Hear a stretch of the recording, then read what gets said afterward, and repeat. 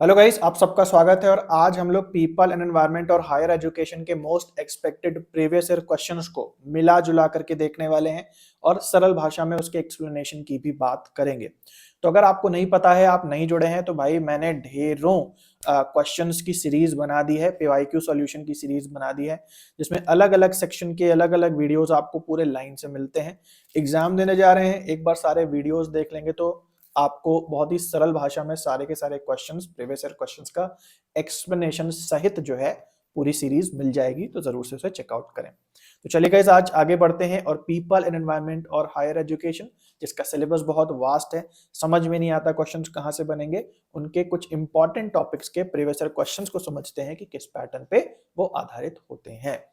तो इसके अलावा जिनको नहीं पता है, ऑलरेडी मैंने पेपर 1 को काफी अच्छे से बनाया है, हर बार अपडेट करता हूं इन प्लेलिस्ट को। इस बार भी एग्जाम होगा तो इन प्लेलिस्ट को मैं फिर से अपडेट कर दूंगा, ताकि फ्री में भी यूट्यूब का प्रयोग करके आपकी पेपर 1 की बेसिक्स की जो तैयारी है वो काफी अच्छे से हो जाए। इसके अलावा टेस्ट सीरीज दिन में 2 बार आपको मिलती है टेलीग्राम चैनल पे और व्हाट्सएप चैनल पे, तो जरूर से इनको भी ज्वाइन कर लो।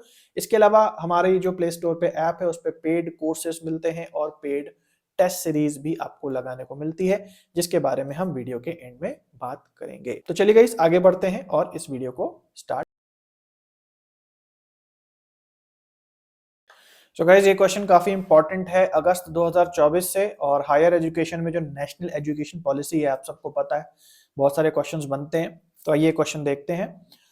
According to the new education policy 2020, who among the following must be at the centre of fundamental reforms in the education system. कह रहा है एनईपी के हिसाब से जो एजुकेशन सिस्टम में रिफॉर्म्स या कुछ इंप्रूवमेंट्स आएंगे, उसमें कौन जो है सेंटर है इसका, मतलब किसके अंदर काफी ज्यादा रिफॉर्म्स करने की बात कही जा रही है। पहला है पॉलिसी मेकर, पॉलिसी बनाने वाले। दूसरा है टीचर, शिक्षक। इंडस्ट्री लीडर, जो फैक्ट्रीज, उद्योग वगैरह में काम करते हैं। और एडमिनिस्ट्रेटर्स यानी प्रशासक या प्रबंधक। तो बहुत इजी है वैसे तो भाई। एनईपी की जो क्वेश्चन है वो ऐसे हैं कि भाई जो एनईपी का पूरा ड्राफ्ट है उसमें कोई भी लाइन ले लेते हैं, बट यहाँ आप थोड़ा कॉमन सेंस भी लगा सकते हैं। अब क्योंकि शिक्षा से जुड़ी हुई ये एक पॉलिसी है, तो जाहिर सी बात है कि इसमें रिफॉर्म्स टीचर के बारे में होंगे, क्योंकि टीचर ही शिक्षा से जुड़ा हुआ है। इसलिए ऑप्शन नंबर 2 करेक्ट है। ये क्वेश्चन काफी इंटरेस्टिंग है, अगस्त 2024 से नेशनल एजुकेशन पॉलिसी से, आप सबको पता है बहुत ही इंपॉर्टेंट टॉपिक है। The professional organisation that opposed the inclusion of its educational discipline under NCHER। अब क्या है कि जब NEP आई तो उसमें बताया गया कई सारी नए संस्थाएं आएंगी, और नई संस्थाएं जो है पुरानी संस्थाओं पे एक होल्ड रखेंगी, पुरानी संस्थाएं नई संस्थाओं के अंदर आएंगी। तो ऐसे में ही एक नई संस्था है NCHER, जिसके बारे में NEP नेशनल एजुकेशन पॉलिसी में बताया गया। इसका फुल फॉर्म है, अगर मैं सही हूं तो, national council for higher education and research. यानी कि एक नेशनल काउंसिल बनाई जाएगी जो हायर एजुकेशन को कंट्रोल करेगी। अब इसके अंदर एक संस्था को डाला गया है ना, इसके अंदर एक प्रोफेशनल ऑर्गेनाइजेशन को डाला गया, बट इस प्रोफेशनल ऑर्गेनाइजेशन ने अपोज किया कि भाई देखो, हम जो है इसके अंदर नहीं आएंगे। ये न्यूज भी बनी थी जब NEP नया नया आया था, और NEP तो काफी पहले डिस्कस किया गया है, लेकिन तब से आ रहा है, और उस टाइम की बात जो है इस क्वेश्चन में पूछी गई है। इससे एक और बात समझ में आती है कि आप लोग जैसे करंट अफेयर्स के पीछे भागते रहते हो कि अरे पीपल में करंट अफेयर्स सर आप कराते नहीं है, कब कराएंगे, या हायर एजुकेशन में आप कोई बुक कोई सजेस्ट कर देगा। तो भाई देखो, ये रेलवे बैंकिंग का एग्जाम नहीं है कि आपको करंट अफेयर्स आएंगे। ऐसा करंट अफेयर्स जैसा कुछ भी नहीं है, कभी भी कुछ भी हो सकता है। अभी कुछ हो उससे क्वेश्चन आ जाए, हो सकता है 2-3 साल पहले कुछ हो उससे कुछ क्वेश्चन आ जाए। तो ये जो घटना है ये 2-3 साल पहले हुई है, तब क्वेश्चन ना आकर के 2024 में क्वेश्चन आया है। तो आप लोगों को करंट अफेयर्स को नहीं देखना होता, क्योंकि आप जितना भी कर लो आप उसे कवर नहीं कर पाओगे, क्योंकि बिल्कुल भी जरूरी नहीं है कि रिसेंट से ही कुछ बन के आएगा। एनीवेज, तो यहाँ पे वो जो आंसर है, जो प्रोफेशनल ऑर्गेनाइजेशन है, वो है बार काउंसिल ऑफ इंडिया। क्योंकि आप सबको पता है बार काउंसिल जो है बेसिकली लॉ के फील्ड में जो टीचिंग एंड ट्रेनिंग और जो भी सपोर्ट होता है स्टूडेंट्स को, या स्टूडेंट्स के शिक्षा को जो रेगुलेशन का जो काम होता है, वो बार काउंसिल ऑफ इंडिया देखता है। अब यहाँ पे इन्होंने इसलिए अपोज किया था क्योंकि उन्होंने कहा था कि भैया हम कानून बनाते हैं, हम लॉ मेकर्स हैं, और हमको आप एक ऐसी संस्था के अंदर आप डालोगे जिनको खुद लॉ के बारे में कुछ नहीं पता, और वो संस्था दूसरी कोई संस्था लॉ के काम को कैसे देखरेख कर सकती है। तो कुछ इस पे इशू हुआ था, बाकी आप गूगल कर सकते हैं अगर आप इंटरेस्टेड हो।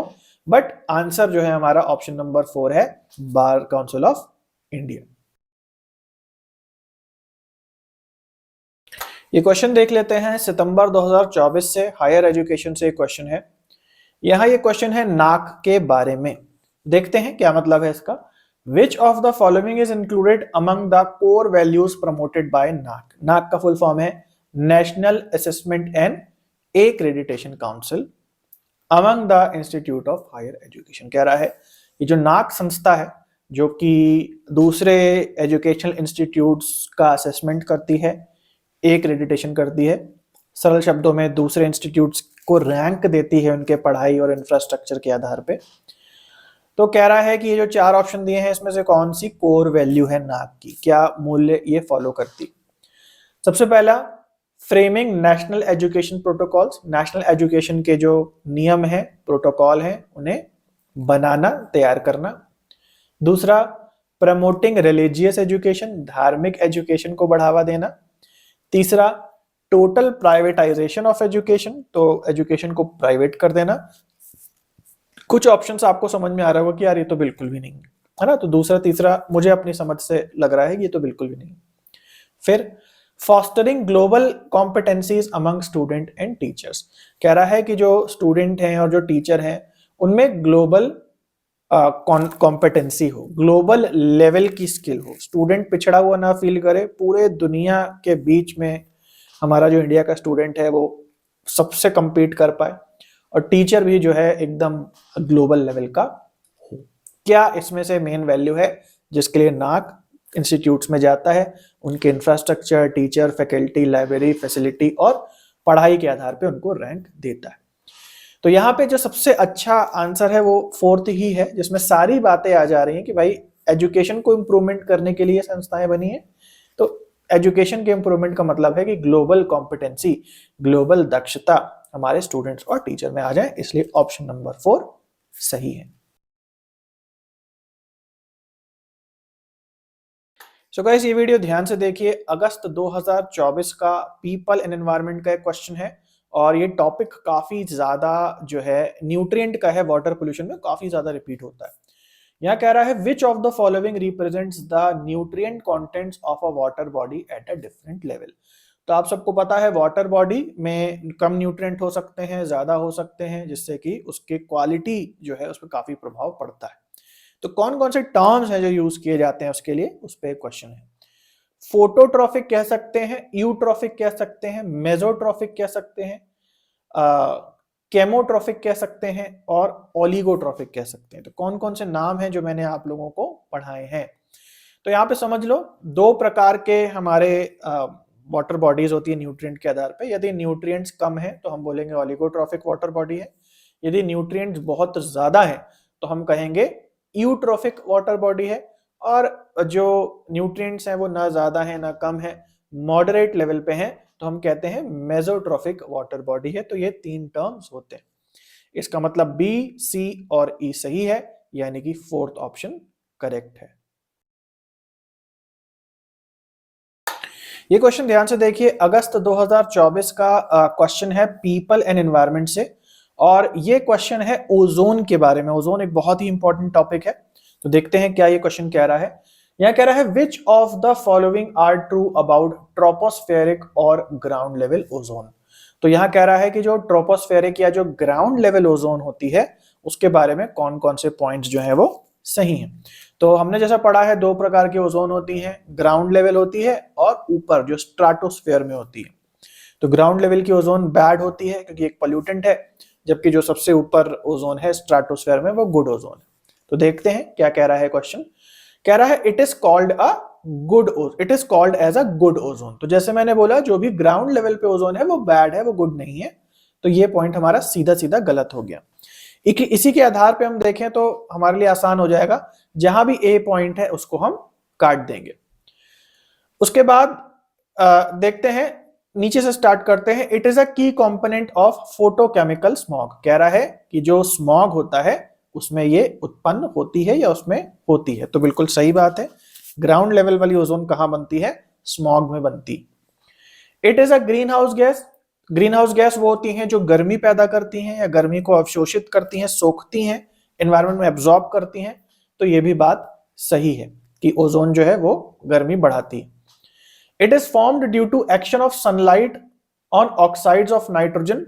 तो कह रहा है कि जो नाइट्रोजन के ऑक्साइड्स होते हैं, वो नाइट्रोजन ऑक्साइड हो सकता है, नाइट्रोजन डाइऑक्साइड हो सकता है, नाइट्रोजन ट्राई ऑक्साइड हो सकता है, कोई भी टाइप का जो नाइट्रोजन ऑक्साइड है, जब उस पे धूप पड़ती है, साथ में वीओसीज यानी वॉलेटाइल ऑर्गेनिक कंपाउंड्स होते हैं, तो उनको मिला जुला के उसमें से जो सेकेंडरी एयर पोल्यूटेंट है वो ओजोन के रूप में, बैड ओजोन के रूप में निकलता है। तो ये भी बात सही है। तो सी डी ई पॉइंट जो है हमें सही लग रहे हैं, जो कि दोनों में है। अब बचता है बी पॉइंट। बी पॉइंट कह रहा है it is formed due to downward transfer of ozone from ozone layer. तो जैसे मैंने बोला कि जो गुड ओजोन होती है वो सबसे ऊपर होती है स्ट्राटोस्फेयर में, तो कह रहा है कि स्ट्राटोस्फेयर से भी कुछ ओजोन नीचे आ जाती है और उसकी वजह से जो है ग्राउंड लेवल ओजोन बनती है। अब मुझे लगता है कि ये क्वेश्चन इतना ऐसा फॉर्म नहीं होना चाहिए, बट फॉर्म हुआ है तो हम देख लें, हमारा कर्तव्य है जो जो आया है उसके पैटर्न को समझ लेना।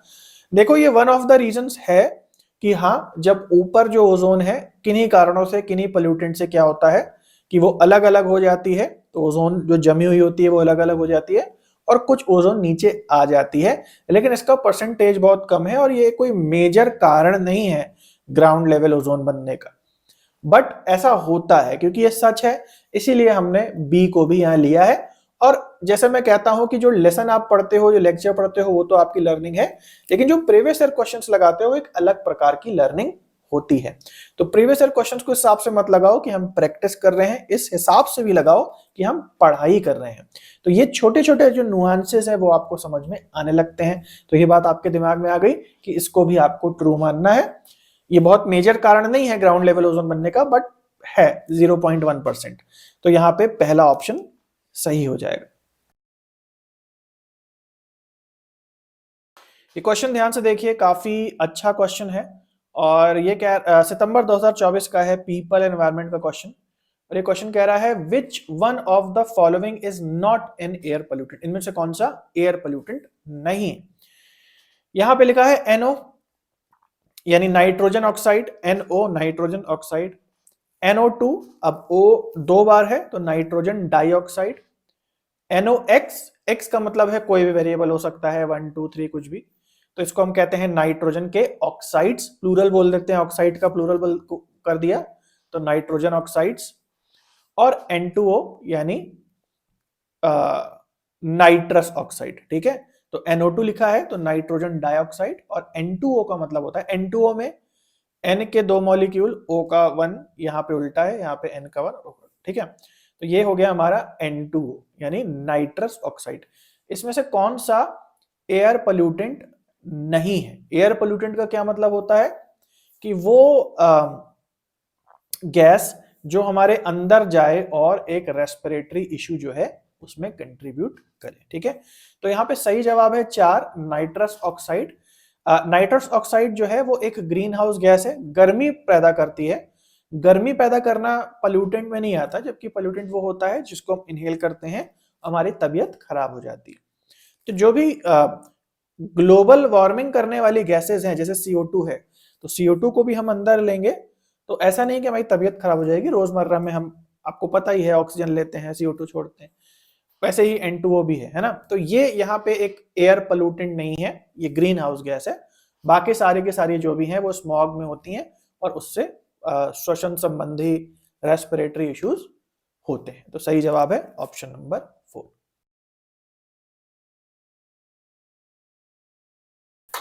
ये क्वेश्चन जो है हायर एजुकेशन से है, सितंबर 2024 से, और जो रेगुलेटरी फ्रेमवर्क है हायर एजुकेशन सिस्टम का, उससे ये क्वेश्चन आया है। आइए से देखते हैं। Which of the following are the functions of Indian Council of Social Science Research, जिसका शॉर्ट फॉर्म है ICSSR। तो ये एक काउंसिल है जो कि सोशल साइंस के अंदर, सोशल साइंस के या सामाजिक विज्ञान के जगत में जो रिसर्च होती है वो ये संस्था उसको पूरा टेक केयर करती है। जैसे यूजीसी जो है बाकी ह्यूमैनिटीज कॉमर्स की फील्ड को देखती है, वैसे आईसीएसएसआर सोशल साइंस की रिसर्च के फील्ड को देखती है। तो कौन कौन से पॉइंट्स हैं जो इससे रिलेटेड हैं? पहला, encourage D linking of social science from natural science. ये क्या करती है? ये एनकरेज करती है कि जो सोशल साइंस है उसका नेचुरल साइंस से डीलिंग करें, उसको अलग अलग दिखाएं। B, provide scholarship for research in social science. Social science में स्कॉलरशिप प्रदान करने का काम करती है। C, give financial support to institutional journals of research. Research के जो जर्नल हैं उनको थोड़ा फाइनेंशियल सपोर्ट, पैसों वगैरह की भी मदद करती है। D, promote social science research. Social science में जो रिसर्च होती है उसको प्रमोट करती है। Black list non performing social science institution from time to time. और जो भी सोशल साइंस के ऐसे इंस्टीट्यूट्स हैं जो नॉन परफॉर्मिंग है, बहुत अच्छी उनकी प्रोग्रेस नहीं हो रही है, बहुत अच्छे से पढ़ाई नहीं करवा रहे हैं, उनको ब्लैक लिस्ट करती है कि भाई इसमें मत जाओ। वो पूरी लिस्ट जो है ये प्रकाशित करती है। तो क्या क्या काम है जो कि आईसीएसएसआर के हैं? अच्छा, अब यहाँ पे कैसे ऐसे क्वेश्चंस को करना है जिनमें कभी कभी आपको कुछ बातें पता है, कुछ बातें नहीं है, कुछ बातें डाउटफुल है। ध्यान से समझ लो, ये तरीका भी आपको यहाँ समझ में आ जाएगा। सबसे पहले ऑप्शंस को देखो। अब हर ऑप्शन में आपके 3 ही चीजें हैं, इसका मतलब ये डेफिनेटली है कि इसमें से 2 चीजें गलत होंगी, है ना। अब सबसे पहले आप देखो कौन सा पॉइंट आपको लग रहा है जो बिल्कुल भी सही नहीं होना चाहिए। तो मुझे, मेरी अपनी समझ जो है उससे मुझे लग रहा है encourage D linking of social science from natural science, कि भाई ये एनकरेज करता है कि नहीं भाई देखो ये काम नहीं होता किसी भी काउंसिल का। काउंसिल का काम होता है फंड देना, रिसर्च में मदद करना, प्रमोट करना, ये सब चीजें होती हैं। तो ये कोई बात इसके अंदर नहीं है, इसलिए ए गलत होगा। तो मुझे ये पता था, ये मेरी नॉलेज है, इसलिए मैंने जिस ऑप्शन में भी ए था उसको कट कर दिया, एलिमिनेट कर दिया। आपके लिए उल्टा भी हो सकता है। कभी कभी हम ये भी पॉइंट लेते हैं कि कौन सा पॉइंट हमें ज्यादा समझ में आ रहा है कि भैया ये तो 100% सही है, उसके बेसिस पे भी आप कर सकते हो। अब जैसे यहां पे लिखा है प्रोवाइड, या ये वाला देख लो, प्रमोट सोशल साइंस रिसर्च।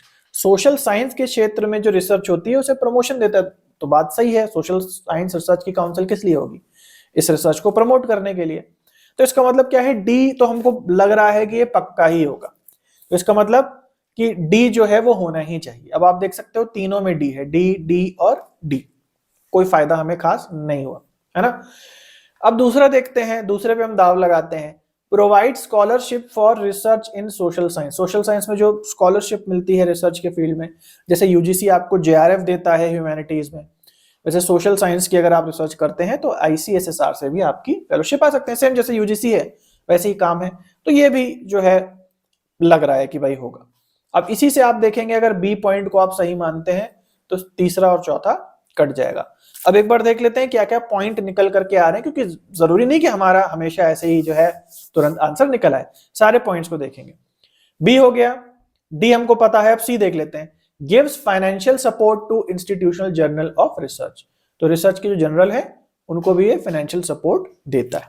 और ई पॉइंट आ रहा है, ब्लैक लिस्ट कर देता है नॉन परफॉर्मिंग सोशल साइंस। देखो साफ सी बात है कि आईसीएसएसआर का या किसी भी संस्था का काम किसी इंस्टीट्यूट को ब्लैकलिस्ट नहीं करना है परफॉर्मेंस के आधार पे। परफॉर्मेंस किसी इंस्टीट्यूशन की अच्छी है बुरी है उसके लिए नाक और एनबीए बने हुए हैं, एक एक्रेडिटेशन जो संस्थाएं हैं, अगर आपने पढ़ा हो मेरे से, इनका काम किसी की परफॉर्मेंस को आंकना नहीं होता किसी इंस्टीट्यूट की। ठीक है, तो इससे भी लग रहा है कि नहीं यार ई पॉइंट तो बिल्कुल नहीं होना चाहिए। तो इससे भी आप देख लो कि ई पॉइंट दोनों जगह है, तो ऑप्शन कट जाएगा। जैसे भी मतलब इन क्वेश्चंस को आपको करना है कि किस पॉइंट पे आपको पता है कि ये पक्का सही है, उससे भी आप कर सकते हो, और किसी पॉइंट पे आपको पता है पक्का गलत है, उससे भी आप एलिमिनेट करके ये कर सकते हो। ये ठीक वैसे ही है जैसे रेस होती है घोड़ों की, तो कभी कभी लोग उस पर भी दाव लगाते हैं कि ये घोड़ा पक्का हारेगा, उस पर आपने बेट लगाई तो उस पर भी आप जीत सकते हो, ये घोड़ा जीतेगा, है ना। बैटिंग को प्रमोट नहीं कर रहा हूं, बट ये कुछ इसी तरीके से है, जिस पे भी आप कॉन्फिडेंट है उस हिसाब से आप ऑप्शन को एलिमिनेट कर सकते हैं। आई होप आपको समझ में आ गया, इसलिए ऑप्शन नंबर 2 करेक्ट है। ये क्वेश्चन ध्यान से देखिए, अगस्त 2024 का क्वेश्चन है पीपल एंड एनवायरनमेंट से। तो यहां कह रहा है when a water body becomes extremely low in nutrient content then it is called. अगर कोई वाटर बॉडी है और उसका जो न्यूट्रिएंट कंटेंट है वो बहुत कम है, अगर किसी वाटर बॉडी में जो न्यूट्रिएंट्स होते हैं वो बहुत कम है, जनरली नाइट्रोजन वगैरह वो कम है, तो ऐसी बॉडी को हम क्या बोलते हैं? तो इस चीज को याद कर लो, अगर न्यूट्रिएंट्स बहुत कम होते हैं तो ऐसी वाटर बॉडी को हम कहते हैं ओलिगोट्रॉफिक वाटर बॉडी। अगर इसका उल्टा होगा, न्यूट्रिएंट्स बहुत ज्यादा होंगे, तो हम उसको बोलेंगे यूट्रॉफिक वाटर बॉडी। तो सही जवाब यहाँ पे है ऑप्शन नंबर 2। सो गाइस, उम्मीद करता हूं आप सबको ये वीडियो काफी अच्छा लगा होगा और बहुत अच्छी आपकी प्रैक्टिस हो गई होगी। इसी तरीके से प्रैक्टिस करने के लिए पूरी प्लेलिस्ट जो मैंने लगाई है प्रीवियस ईयर क्वेश्चंस की, वो सारी देख डालिए। इस बार के भी क्वेश्चन है, पिछले साल के भी क्वेश्चन है, सेम पैटर्न रहता है, तो आपकी अगले बार के एग्जाम के लिए पूरी तैयारी हो जाएगी सारे क्वेश्चंस देख करके। तो इसके अलावा अगर आप अपनी तैयारी को एडवांस्ड करना चाहते हैं और हर एक सेक्शन के अलग अलग सॉर्टेड टेस्ट सीरीज लगाना चाहते हैं, तो इसको आप जरूर से देखें। इसमें 100 से ज्यादा क्वेश्चंस फ्री हैं, सेक्शन वाइज और ईयर वाइज आपको प्रीवियस ईयर क्वेश्चंस मिलते हैं यूजीसी नेट पेपर 1 के। इसके अलावा फुल कोर्स भी बना हुआ है और बिल्कुल सेक्शन वाइज है, टू द पॉइंट तरीके से 1 घंटे की बात 10 मिनट में समझाई गई है, बिना जल्दबाजी किए, केवल सही शब्दों का सिलेक्शन करके, ताकि आपको अच्छे से समझ में आ जाए और आपका समय भी बर्बाद ना हो। इसमें भी 20 से ज्यादा लेक्चर्स फ्री हैं, तो इसका भी डेमो जरूर से देखें। डेमो प्राप्त करने के लिए इस नंबर पे व्हाट्सएप करें या लिंक डिस्क्रिप्शन में दिया हुआ है, और इस नंबर पे आपको कॉल नहीं करनी है, आपको व्हाट्सएप करना है। तो सारे जो ट्यूटोरियल हैं, कैसे आपको एक्सेस करना है, इंटरफेस कैसे काम करता है, सारी जानकारी आपको प्रोवाइड कर दी जाएगी। तो चलिए गाइस, आज के लिए इतना है, मिलते हैं अगले वीडियो में। तब तक के लिए सभी को बाय और टेक केयर।